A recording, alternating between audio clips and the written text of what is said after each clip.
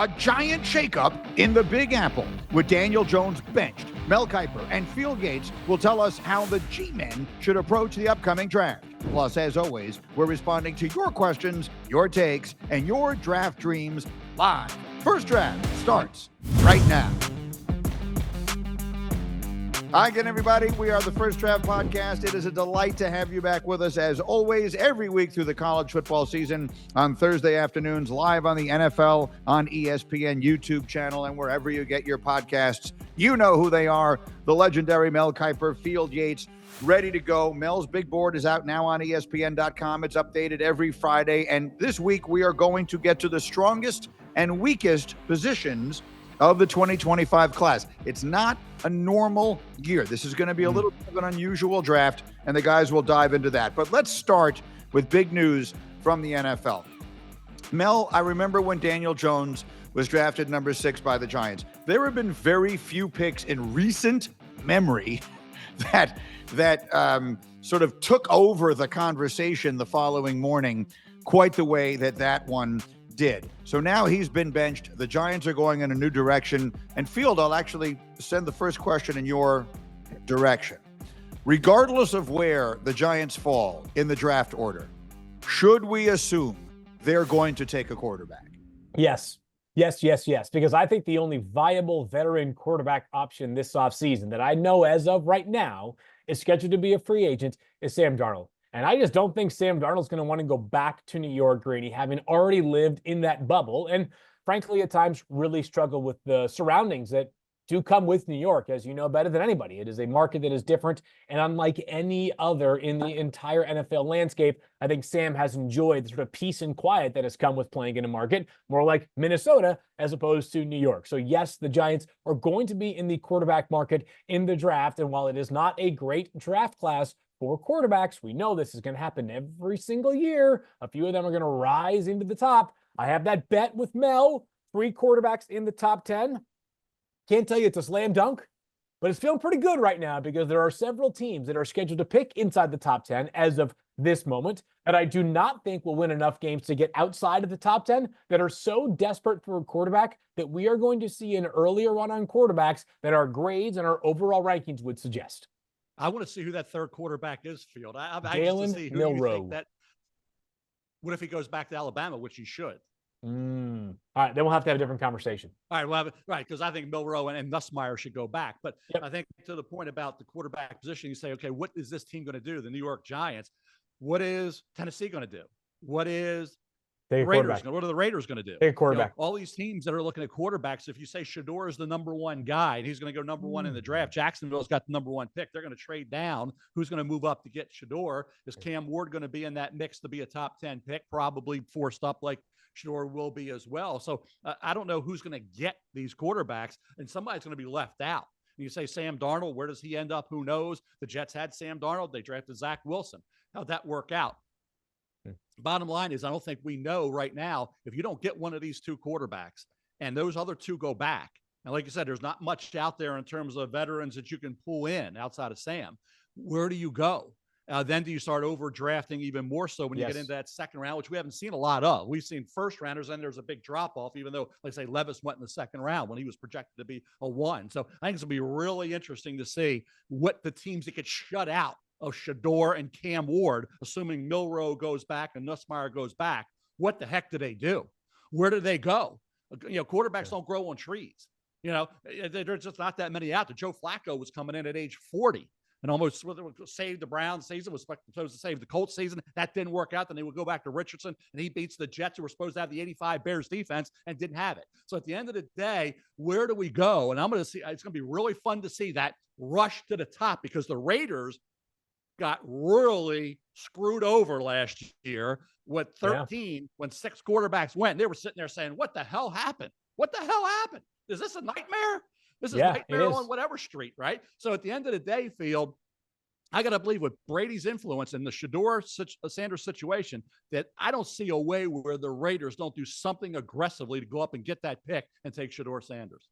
To be clear, Mel, it's called the Nightmare on the Strip out there in Vegas. That's what they call last year's draft. Although they did get Brock Bowers, who might be the offensive rookie of the year, at least through the first 12 weeks of the season. So not exactly a consolation prize there in Vegas. But Greeny, it's exactly the point that I want to continue to reiterate, is that as Mel noted, teams like last year's Las Vegas Raiders got shut out of the quarterback derby. What's the best way to ensure that you don't get shut out of the quarterback derby?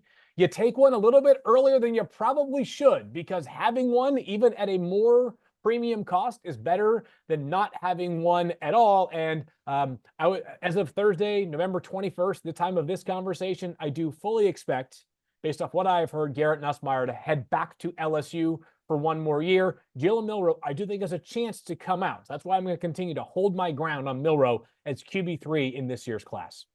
Now, as I mentioned every week, we take your questions on Twitter, X, and your comments and everything else using the hashtag #FirstDraft, or frequently you could just reply to the posts that Field and I put up over the course of the week. I just want to shout out JWI Science Guy, who tweeted, "What do the Giants do when Tommy Cutlets wins them 3 or 4 games down the stretch and they play their way out of a top 5 pick?"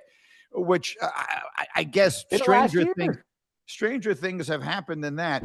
But does this feel like it's setting up for a trade? To the point that you made, Mel, we're talking about how, do any of these quarterbacks really belong at number 1? Do all of them belong in the top 10? The reality is that my prediction, and you and I have our own bet on this, is there's going to be a mad dash for number 1, and someone is trading up there, whether it's the Raiders, whether it's the Giants, whether it's someone else we don't see coming, trading up to number 1 to take Shedeur. Well, I'm paying you right now, Greeny. I got it. We'll transfer the money over to you today. Where's my I don't know money? how we do that. We'll just make that happen. Shedeur's going number 1, barring a collapse of, the bottom line is, right now, there are a limited number of quarterbacks for this draft that are worthy of being first rounders. I think Milroe should go back. Nussmeier definitely go back. Okay. Then you have 2. So where do you go if you're multiple teams? We talked about that. But in terms of Shedeur, I think Shedeur, who I think when you draw, and I hate comps, and you guys know that, but I did last year throw out the Bo Nix, Drew Brees comp to make it for Sean Payton a nice pick. I did that 2 months before the draft. I'll do it right now. I will say Shedeur will remind people a little bit of Joe Burrow, little Jared Goff, little Tom Brady. And I say that with Brady coming out of Michigan, not what he became the greatest of all time, but coming out. What did you see? Pocket awareness, okay? Pocket instincts, accuracy, throwing the ball, incredible toughness, taking so many hits at Colorado. It's amazing he's still standing today. So when you put it all in mind, the great mind for the game, unflappable, like I say, all those things can be. He's not going to run a great 40. He may never run a 40. If I'm sure, I'm never going to run a 40. So but he can still on 3rd and 8, like Burrow, get you that first down. And that's, I think, where Shedeur will draw comparisons in some way. There's elements of all 3 that he possesses. Will he be any of that? Who knows? But that's why, to Greeny, that's why Greeny's getting richer because of me. That's why, number 1 pick overall right now, some way, somehow, is going to be Shedeur Sanders. Now, Greeny, didn't we just talk last week about how we got to retire generational from the lexicon of football fans and analysts and everybody else in between? I'm retiring comps in which a guy has the comps of the best quarterback to ever play the game, arguably the best quarterback in the league in terms of pure play this year, and Joe Burrow, and then a guy who just, at last time I checked, has the Lions at 9-1 and Jared Goff. Is that young Fielding taking a shot at me? Is that that's right, Mel? That's correct. I said elements of those 3. Yeah, I sure. said elements. Yeah. I agree. Then I say elements. Yeah. I said you did say elements. They're not going to be those guys. Just little elements, and that all 3 kind of little Shedeur in those guys is all I said, Field. So I agree. It sounds like it's a dramatic overstatement, and it's not. It's just little elements is what I think people will see, just like they saw a little bit of Drew Brees. I think Sean Payton did in Bo Nix. I think he's going to be the next Drew Brees, but there were some things that Brees possessed that Bo Nix did, and that's why I brought that up. And I think the same thing here is why we're talking about the number 1 pick in the draft. There's got to be a reason to take a guy number 1. Shedeur has to have something to be the number 1 pick, right? He's got to have something. Burrow went number 1. Goff went number 1. Brady was basically Mr. Irrelevant because the Patriots took a corner from Virginia over Brady in the 6th round. He became a compensatory pick. So let's just call him Mr. Irrelevant, because for New England, they could have had him in the 6th and even taken there to a comp pick. So you got the Brady who slid through to end of the 6th round. You got 2 number 1 picks overall, and Shedeur is going to be the number 1 pick overall more than likely. So there's got to be something, some pieces, some elements that allow him or make him that number 1 pick overall. I'm just not sure on that still, by the way. I don't know that Shedeur, I don't feel as confident as of right now that Shedeur is the number 1 overall pick. I do, and that's why I'm going to win. Who do you think it is right now? Yeah, who would it be, Field? It could be Cam Ward, or it could be, like, I just don't know. Like, and maybe I'm so wrong here, but let's just say the team that finished with the number 1 pick is one of Jacksonville or New England. Mm-hmm. Teams that don't need quarterbacks going forward, but do have a puncher's chance at being the number 1 overall pick in the draft. Are they willing to move down a few spots only, or maybe more accurately, is somebody willing to pay the freight to get up from 3 or 4 to 1 to guarantee their choice of quarterback? Or will they say, hey, and I'm just going to throw a random team out there. Will Vegas say, hey, we can move to number 1 at the cost of this year's first plus next year's first and maybe something else? Or maybe we just hope that the Patriots just stand pat, or the Jaguars just stand pat at number 1, or the team behind us also does not need a quarterback, and somebody else is totally enamored by Travis Hunter, and they say Travis is a better grade than either of the quarterbacks, so we're taking him, and we'll just let one of these 2 quarterbacks fall into our lap at pick number 4. I don't think it is as obvious of a decision as I think it was for the Giants and other teams to explore moving up last year.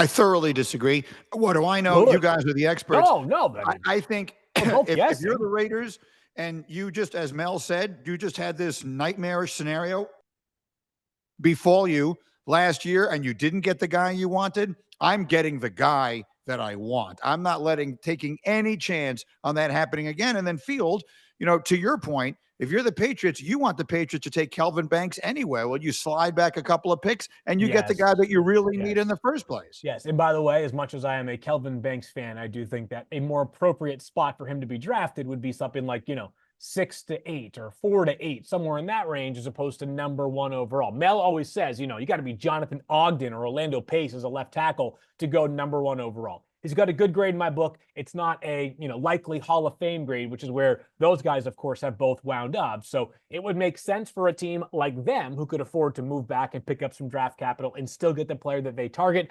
This draft just feels like a much more complicated and tangled web compared to last year's at the very top. This will be the weirdest draft ever, potentially, because you think about the guys we have at the top. I'll just leave it at this. Get Travis Hunter. After Travis Hunter, Will Johnson's hurt. Michael Williams had the injury. Kelvin Banks hasn't had the phenomenal year that Pace did and the other offensive tackles did. And we have all the other guys out with injuries down the line, the cornerbacks as well. So I have 5 guys in my top 25 that are out. And it's just one of those years. Some guys haven't maximized their ability on the field. So it's one of those crazy years, one of those weird years that's shaping up to be. I think that the point, though, and this could be a topic for another, Joe, our producer, this could be a topic for another podcast that we can do as the season goes on. Because we keep talking about how this is not the strongest draft class. It's not the traditional grouping. But you know what? Someone's going to pick first, and someone's going to pick second and third, and so on and so on. You can't pass and say, I want my number 1 pick next year. Next year. That's what I'm saying. So these guys got to go where they got to go. I believe someone will take Shedeur number 1, and we'll go on from there. I want to get one more thought on this before we go to the strongest and weakest positions, because I feel a little sorry for Daniel Jones.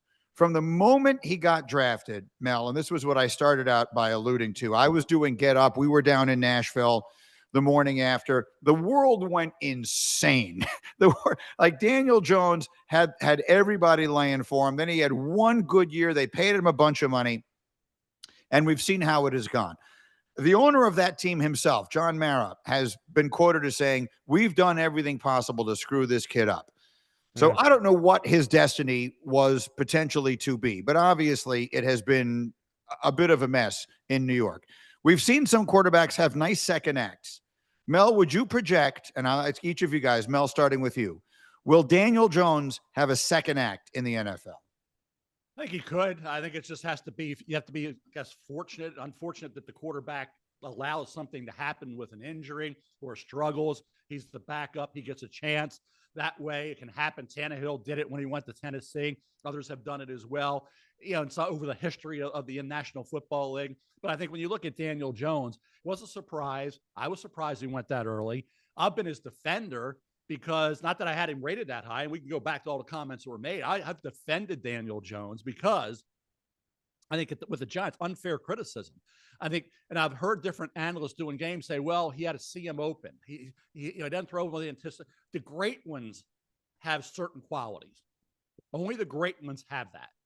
There are a lot of decent to good, decent to mediocre to good in that area. They fluctuate between decent to good to mediocre that don't have that element, but they're still decent to good to me. There's only a handful of quarterbacks that are great. All right. You can count them on your one, if that are playing in the league right now, right? You can get to 5 probably. So on one hand, you can always count the great ones. We always want 32 to be great. Every city, all fan bases want their quarterback to be doing the things that the great quarterbacks do. They're not going to happen. It's never going to happen. So to expect everybody to be Mahomes and Allen and Lamar and Burrow and that group and Herbert and that group ain't going to happen. So are you ever going to be satisfied with a decent to good, mediocre type quarterback? No. So that's the problem with the league. Singles don't want. You want grand slams, home runs, triples. Quarterback, tell me if I'm wrong. That seems to be the way the league's gone.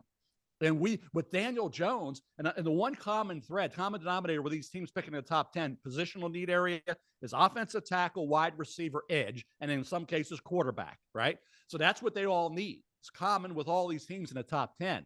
Offensive line. Last time I checked, Evan Neal, has he done anything? He was a top pick. So change he position. How's that? His offensive line hasn't gotten the job done on a consistent basis.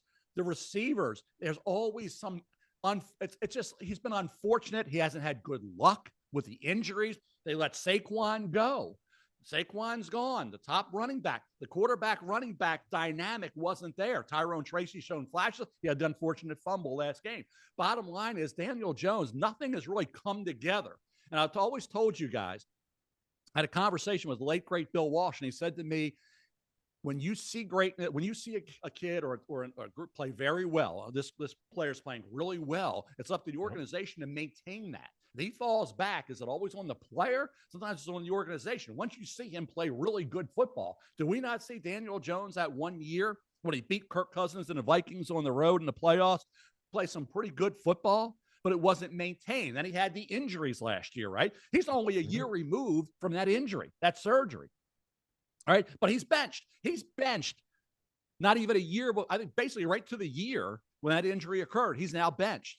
So it's just been bad luck, expectations of him being a home run grand slam, which he just wasn't good enough to ever be.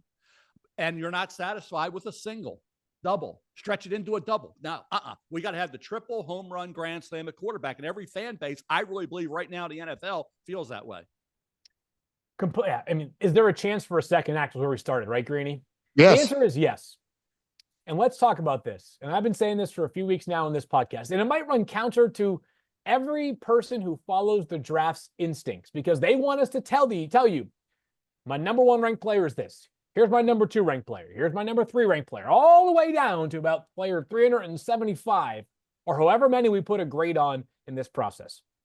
The faster you accept that a player's success is not merely a byproduct of how highly he rated on our draft board, but just as much about the person he is, not just the player, but the person he is, and the circumstances he finds himself in, and I'm talking about with very rare exceptions, the more it will make sense how so many players either outperform or fall very short of expectations. And so for Daniel Jones, is he a top 8 or 10 or 12 quarterback in terms of raw natural talent?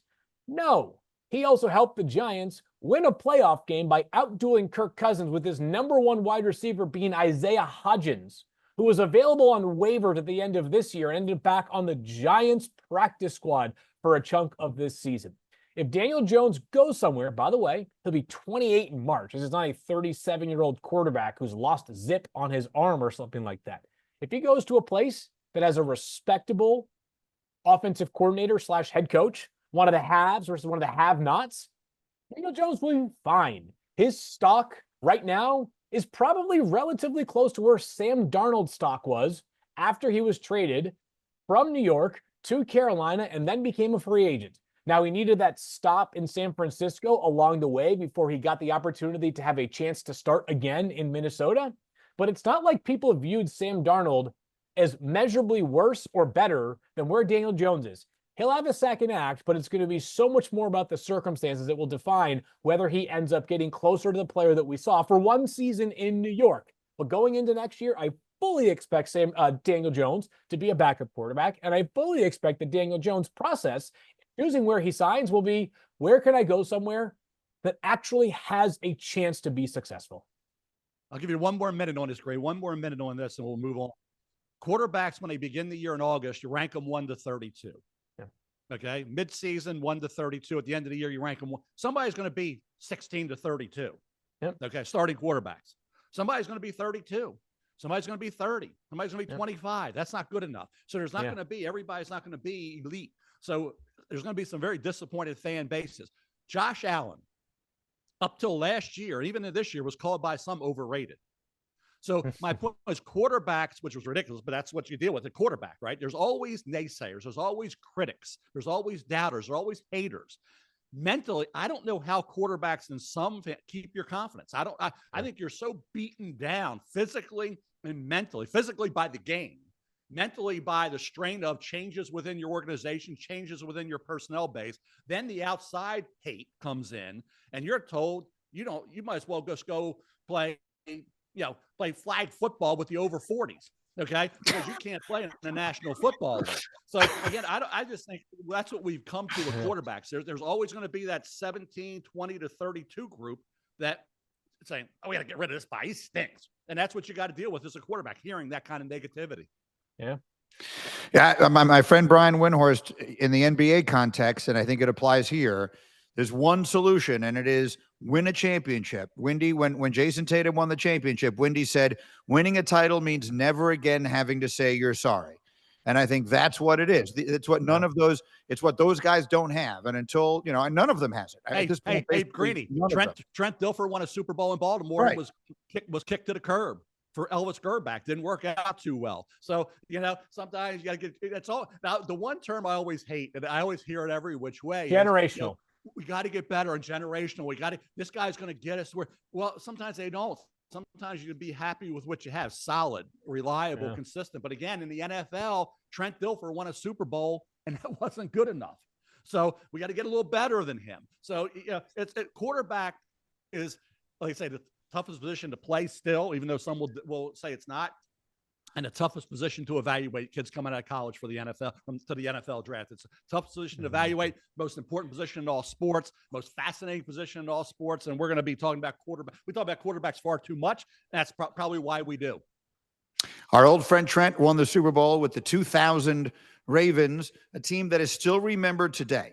When people talk about, oh, this is a great defense, that's a great defense, someone will say, well, they're not the 2000 Ravens. They are sort of the standard. I would say that as of right now, there is a new contender to be in that kind of memorable category, but at the opposite end of the spectrum. I would move that from now on, whenever a team has a terrible season, we say, well, at least they're not the 24 Jets. Oh, no. Whatever else happened, at least they're not they didn't fire their head coach 5 games into the season. They didn't replace him with someone who literally doesn't look as though he has any idea what he's doing. They didn't fire their general manager during the season. They didn't demote but not fire their offensive coordinator. They didn't come in with people picking them to win the Super Bowl and wind up being genuinely one of the worst teams and most unlikable teams in NFL history, with a quarterback who looks so old that I think next year it is likelier that he is fighting Jake Paul than it is that he is playing in the NFL. That's what the 24 Jets are. So from now on, I move that when we talk about disastrous seasons, it is this Jet season that we remember. Okay. What's that old cliche, Greeny? Greeny, what's that old cliche about you'd rather get rid of a player or trade a player a year too early than a year too late? Yeah. They got to a certain age, they get up there in their careers and Field, you know that you've been in work with organizations year too early. Once you get, everybody's not going to be Brady playing really good till he's 44, 45, or what Favre did. Everybody can't be, when you're 40, think about 40 years old back in the 60s, 70s, and 80s, 40-year-old quarterbacks. Are you kidding me? So at some point, it's over. At some point, your body doesn't do what your mind is telling it. It's not working together here. And you hit that 40 mark, or used to be that 35 mark. Brady was just, he was just this freakish guy who just was able to do something at 45, 44, 45 that nobody else will ever do. So nobody's ever going to be Brady, what Favre did. That just doesn't happen. That's not the norm. And that's what I think people thought with Rodgers. He can just go one and play at 40 and win a Super Bowl. And his defense is going to be the 85 Bears defense. This defense, I think, has been as big a disappointment as any part of that football team, coach, GM, quarterback. That defense better own the fact that they stink. Yeah. Okay? That they stink. And based on what they were supposed to be and what they are, it may be the most disappointing defense in NFL history for what they were supposed to be and what they actually are. I'll give you the two reasons. One is by firing Robert Saleh, you put Jeff Ulbrich in a position where he's still calling the defensive signals, but is trying also to decide on whether or not to go for it on fourth down. He's a person who's never been a head coach on any level before. He was completely not prepared for that, and the defense has suffered as a result. Secondly, so many of the players who are supposed to be great, and look, this is a draft podcast, let's do it. Sauce Gardner, Field, will use your least favorite term. He looked like he was a generational talent at corner. He looked like he was going to be the next, Revis or whoever else it is that you want to put in there. And he has had a season so bad, so unimaginably bad, it is hard to put into words. But anyway, let's move past the Jets. They did Joe Douglas a favor. He doesn't have to sit through the last 6 games of this trash like the rest of us do. So let's get to where we planned to put this week's podcast. So we've been talking all year long about player breakdowns. This is, and we sort of hinted at this, but today we're really going to get into it. This is a very unusual draft. The 2025 class is going to be a very unusual draft because of where the strengths are and where the weaknesses are. So Mel, let's start with the running backs, which I know you believe is one of the strongest positions here.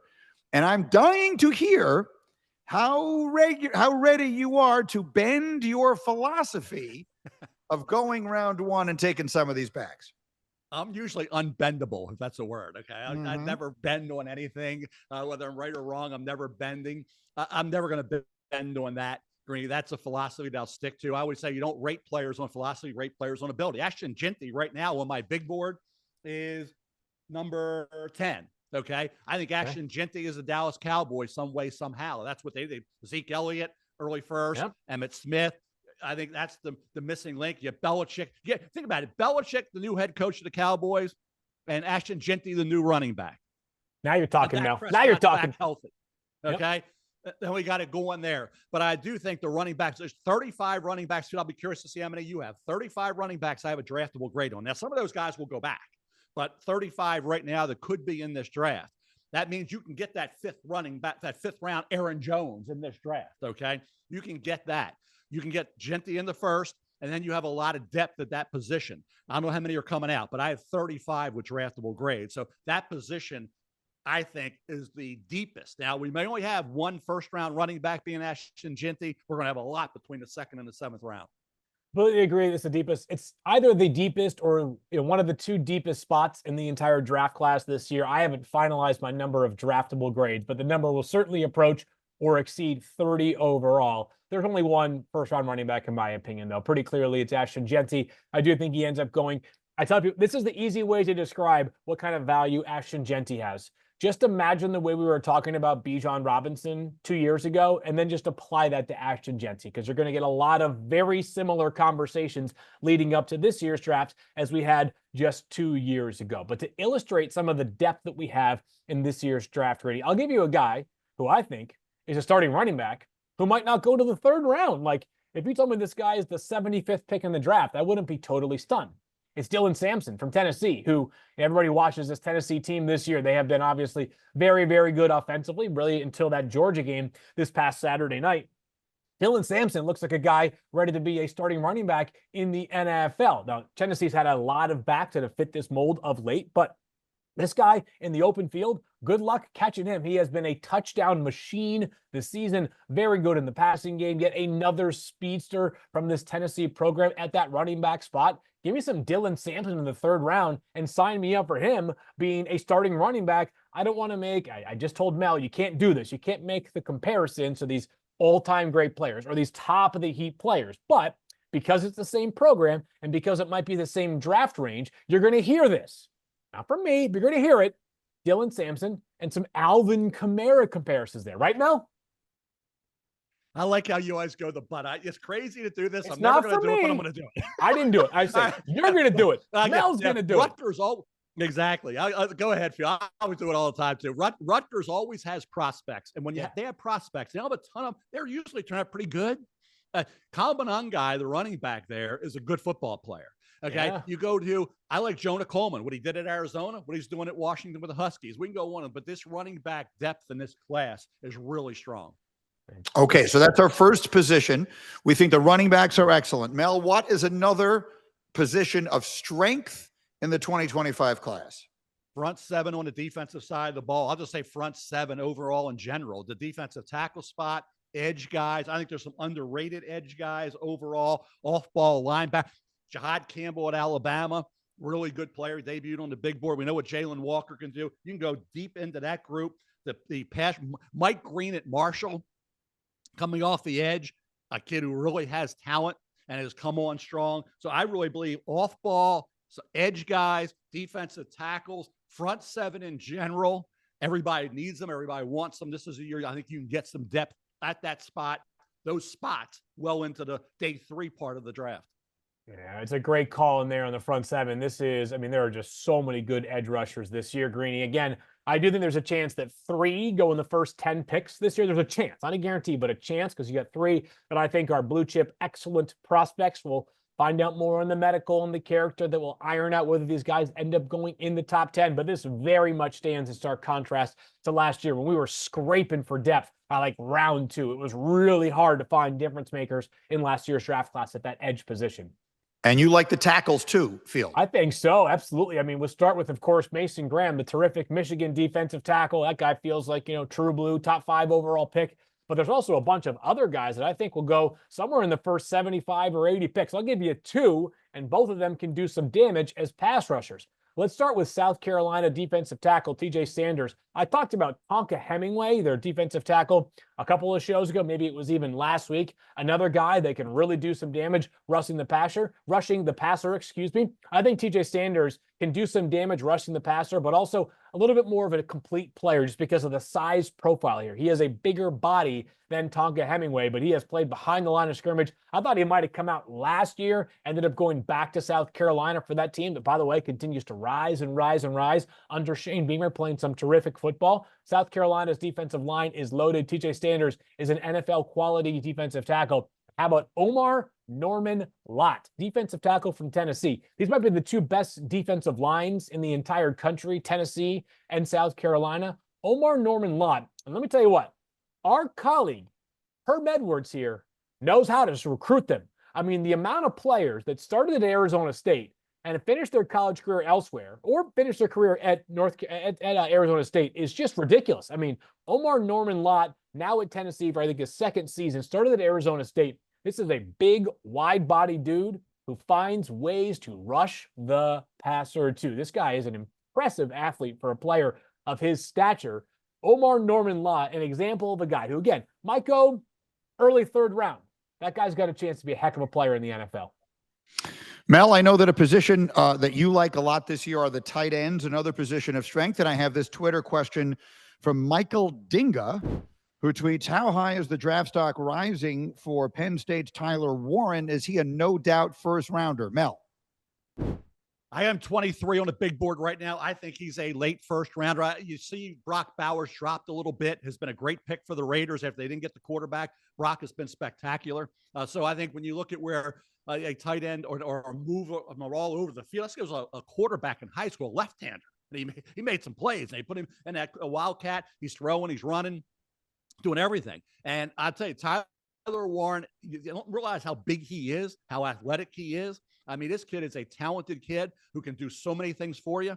I think he's a first rounder. He's my number, slightly ahead of Colston Loveland from Michigan, who I like. And obviously the quarterback situation has hurt the production of the Michigan receiving entities. But I think when you look at Tyler Warren, all the different things he can do, and you can move him around, and the ability after the catch, he'll block. Tyler Warren, to me, to answer your question, is a first-round player in this draft. Mel, who's the best player with the football in his hands in college football right now amongst draft-eligible prospects? Is it Tyler Warren?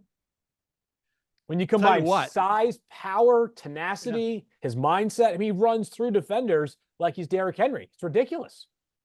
And I'll tell you what, just to tie this in, and Warren all year, the way they've utilized him has maximized his talent. But they played Bowling Green early in the year. And Harold Fannin Jr., and you mentioned the field. I've been talking about him all year. This kid's putting up 7 to 12 catches every game. You know, the underrated part of his game field when I watched him last week, he can block. He is an underrated blocker. Or a tight end for you? I think he can do both. And a lot of these guys are doing it. Well, look at Aurora at Miami of Florida, Elijah Aurora. Look, hey, how about my boy? I raved about him back in August. Oscar Delp. He was almost finally 2 touchdowns. Today. Finally. Oscar Delp goes crazy against Tennessee. He's got like 30. He only had 9 catches and no touchdowns going into this game. He's spectacular. He was one of the elite guys coming out of high school. He had 23 catches last year at Georgia. He's big. He's fast. He's athletic. Oscar Delp, if he finishes out the year, I thought he should go back. Based on what we saw against Tennessee, that's Oscar Delp at his best. He does this the rest of the way for Georgia, and they got those tight ends really involved this past week. If Carson Beck keeps doing that, his stock's going to rise back up after a drop. And Oscar Delp's going to be one of the elite tight end H-back prospects in this draft. One more position of strength before we get to the weaknesses. We've seen so many games in the NFL this year decided on both sides by place kickers. And Mel, you're going to tell us this is a very strong year for the specialists. It is. It really is. I'm looking at, I have trouble stopping at 10 because I go, kickers, punters, regardless, it's 10. Okay. Crawshaw at Florida, the punter. You got Jeremy Crawshaw, but then you got Andres Borregales at Miami, kicker. Dominic Zavada at Michigan, kicker. Ryan Fitzgerald, Boise State, Florida State. Jonathan Kim, Michigan State. You got, I tell you, Trey, you talk about Orange, how about Trey Smack at Florida?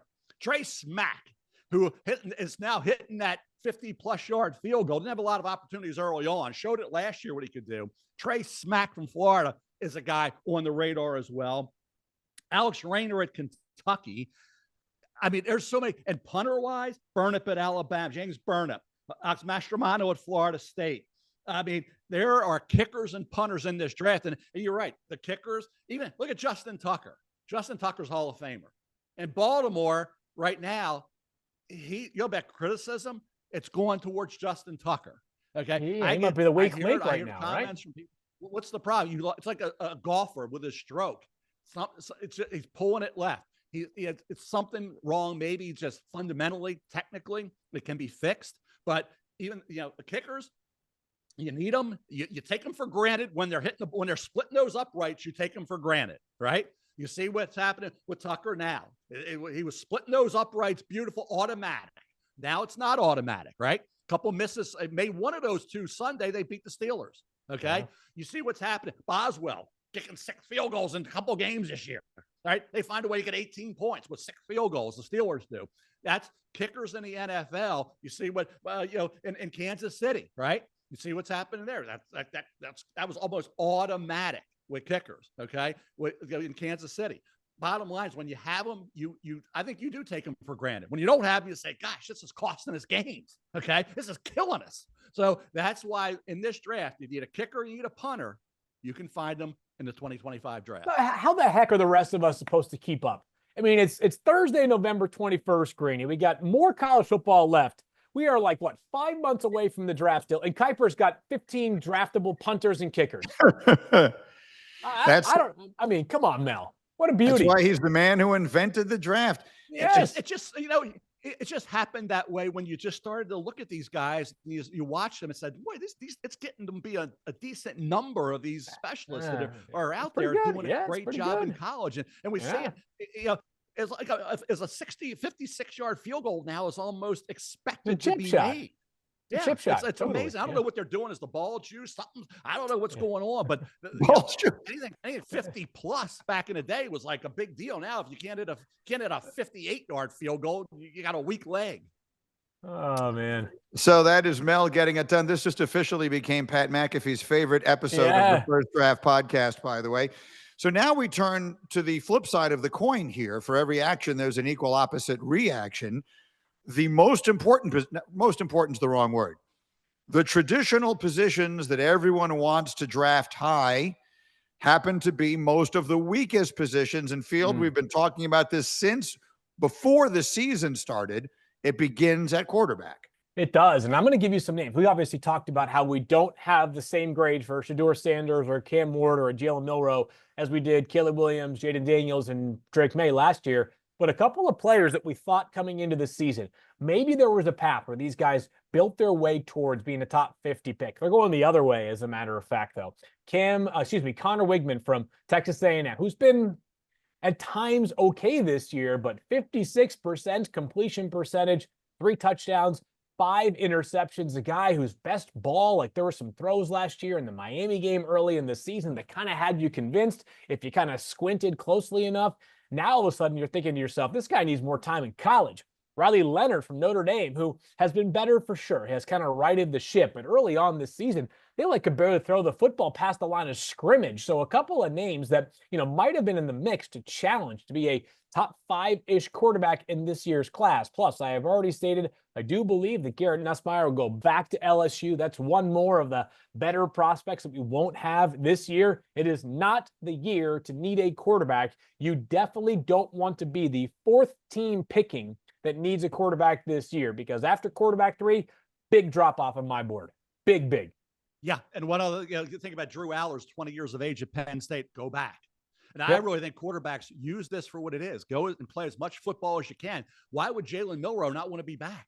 Keep working on your passing skills, keep developing. Why rush into the National Football League with the expectations the way they are? So, I'm not going to be talking about Cameron Dicker and Harrison Butker anymore and any more kickers and punters, but I do think you're right. Quarterback this year, if you need one, that's why Greeny's going to be right. Number 1, number 2, they're going to be quarterbacks, because if you wait, what are you waiting for? And I said, there's no guarantee. Will there be a Mr. Irrelevant like Brock Purdy? Who the hell knows? I kept saying, trying to find the next Brady in the 6th round is like needle in a haystack. It's like catching lightning in a bottle. Good luck trying to find that late round quarterback that's going to be what some of the other quarterbacks have been, like Brady, like Purdy, and others. You're not going to do it, but maybe you will. Who knows? That's why we love the draft process, because it's a lot of you just don't know type of things. But quarterback this year, overall depth lacking. Yeah, the next Brady and Purdy are going to be the guys who were drafted by Belichick and Shanahan. That's the easiest way to figure it out. Who's going to wind up in a good position with a great coach? That will give all those players the best chance. Anyway, quarterback is something everybody always wants, a weak position. Mel, everybody wants one of those. A left tackle that you can plug in there and have for 10 years. An offensive tackle is another position that you describe of weakness in this class. I just look at the guys at the top. Kelvin Banks Jr. hasn't been Orlando Pace, Jake Long when they came out, Jonathan Ogden. He hasn't been to that level, in my opinion. Will Campbell, field tension about arm length, all that type of thing. Josh Simmons, who I loved at Ohio State, formerly at San Diego State, injured. Loved him. Out. Great player. That's affected that Ohio State offensive line. And one thing, what's the portal done? It's taken away depth of teams. So you don't have that 4-star, 3-star recruit ready to step in like you used to. Bottom line is, Ariante Ursery at Minnesota, nice left tackle, little consistency. You can become more week in and week out. He's a first rounder in my opinion, but I'm going to get to my Orange Crusher later on. Well, we'll get to that. So I'll leave him out of this equation. Cameron Williams from Texas, the right tackle, needs another year in my opinion. He's talented, but another year could make him an elite guy. I think when you look at Membo at Missouri, what is he? Is he guard tackle? I like him as a right tackle. I think he's the kind of kid can get it done there. Blake Miller at Clemson, another guy. You see him on the right Saturday, you think he's a 2nd, 3rd round pick. Another Saturday, you think maybe 4th, 5th round pick. So offensive tackle overall, with Simmons' injury being the main reason, is not what we thought it might be back in August. Yeah, Greeny, I'm going to say this. I think Mel covered a lot of the important ground there. That Josh Simmons injury is just devastating. By the way, from what I can get, that's a real serious one. This could be, 9-month recovery for him, which, I'm very dubious of drafting a player in the first round who might not be ready for the start of training camp. I don't know specifically on Josh Simmons, but I will use that Jonathan Brooks example from last year, right? Jonathan Brooks still hasn't played a game yet for the Carolina Panthers. I didn't have an issue with them taking him in the second round, but that was a player that some thought could go in the first 40 picks, depending on how his health checked out. But I will just say this. When I talk about Kelvin Banks and my admiration for the player he is, part of the context is that if you're not getting him, Mel, it's going to be a very short list of left tackles that you feel good about taking early and also playing early, right? There's a difference between a second or third round offensive tackle, because while that player could become a very good player, you might not be expecting him to play right away. A round one offensive tackle, you're playing him pretty much right away, except for very unusual circumstances a la Olufashino this year for the Jets, because they added 2 veterans. But you expect a first-round tackle to play early, and right now I feel good about 2 of them. 2, Kelvin Banks and also Will Campbell, being ready to go next year and contribute meaningfully. Quickly, one more position, and we'll do this one fast so we have time to get in our Orange Crushers today as well, and that is wide receivers. I mean, so there we go, right? The draft has become about quarterbacks, tackles, and wide receivers. You're telling me the quarterback class is not strong, the tackle class is not strong, and Mel, you're telling me the receiver class is not that strong. Well, at the top part. Now, and I'm going to say Travis Hunter's cornerback / receiver, so he's a special guy. But in terms of receivers that don't play multiple positions, it's hard to find, after T-Mac at Arizona, Luther Burden III, who hasn't maintained that super elite grade, where are the first-round receivers? Okay, where are they, Field? Find me another one. I mean, I think there's some depth in terms of the middle rounds. I like Jalen Royals at Utah State. I like Jalen Noel at Iowa State. I think there's some guys there that I think you can get down the line just a bit, but beyond the first round. But in terms of the first round of this draft, Greeny and Field, where's the other receiver? Emeka Egbuka, I like as a second round pick, right? I like him too. Bond, we're a third, maybe a 2. I don't see another first round receiver. Travis Hunter, T-Mac at Arizona, Luther Burden, and T-Mac and Burden are more mid to late than I think early top 10 guys, more mid. I think McMillan's an early first round pick, Mel. I think McMillan is. I'm impressed as all get out. It's been a tough year for Luther Burden. Here's a good example. Mel, let me ask you this. And this is not just factoring in what we know now at the NFL level, but thinking back to where he was last year. Ladd McConkey's a top 20 pick in this year's draft, right? If he were out this year and not last year, he went 34th overall last year. That's a testament, I think, to not just the overall depth, but also the wide receiver depth in this year's class. All right, I got a question for you, Field. If you take Travis Hunter out as a special entity, and we go T-Mac Burden, who's the other first-round receiver? So it's T-Mac or Burden, or T-Mac, Burden, and somebody else? And Burden. Say, let's put him in. T-Mac in the first, put Burden in the late first.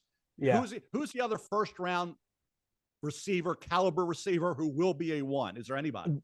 There are 2 that have a chance. Emeka Egbuka from Ohio State and Isaiah Bond from Texas. Here's the way they get there. If Isaiah Bond runs a 4.29 or something at the 40, we might be talking about it. That's special speed. It's not quite Xavier Worthy, but we saw Xavier Worthy catapult up the draft board. And I never had him. And he barely went in the first. Right. But it could happen. I still think he was a little bit overdrafted at 28. But the other one is Emeka Egbuka for this reason, Mel and Greeny, is that this guy is Mr. Clutch for Ohio State.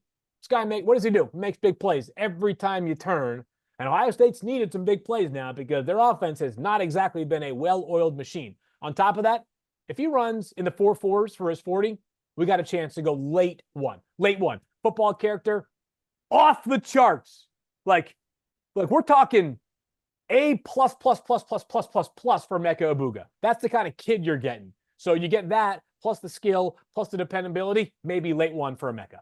Is that generational character, Field? No, I can say you said it, not me. There you go. Toss it around generational one more time, Mel. I see what you're up to. All right, we finish it off, as always, with our Orange Crushers. These are the players that were flying under the radar, and we actually have a tweet asking for Orange Crushers today from Jamie Barber, who says, give us a day 2 or 3 player that people aren't talking about that will be on everyone's radar. Who are our Orange Crushers for this week, Mel?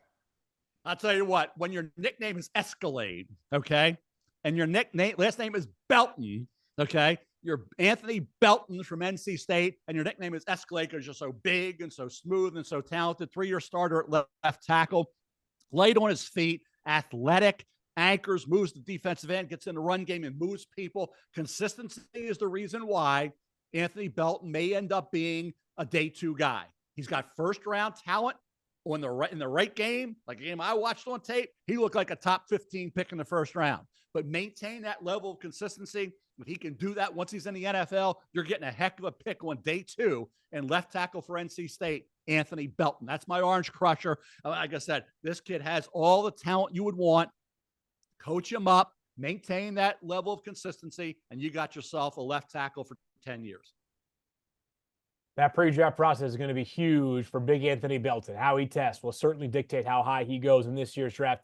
How about Sebastian Castro, defensive back from Iowa? And I'm not going to say safety. I'm not going to say corner because we're 8 months removed from talking about a guy who we sat there debating whether he's a corner or a safety, and the NFL overthought it. Next thing you know, Cooper DeJean is playing like Cooper, the top 20 player that Mel and I said he was coming into the draft. Absolutely incredible start to his NFL career. No surprise there.